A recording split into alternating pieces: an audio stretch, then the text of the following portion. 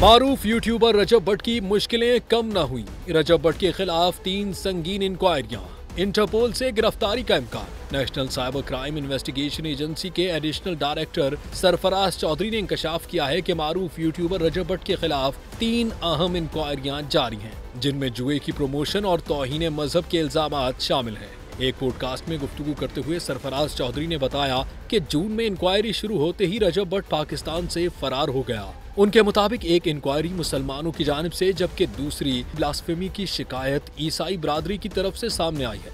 मजीद कहा गया कि रजब भट्ट का नाम एग्जिट कंट्रोल लिस्ट में शामिल है। अगर वो पाकिस्तान वापस आता है तो फौरी तौर पर गिरफ्तार किया जाएगा।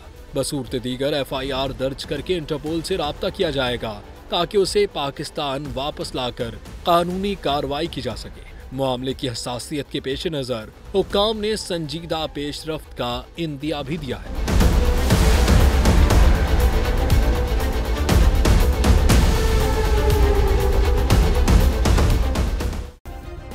सब्सक्राइब करें और बेल दबाएं ताकि कोई खबर रह न जाए।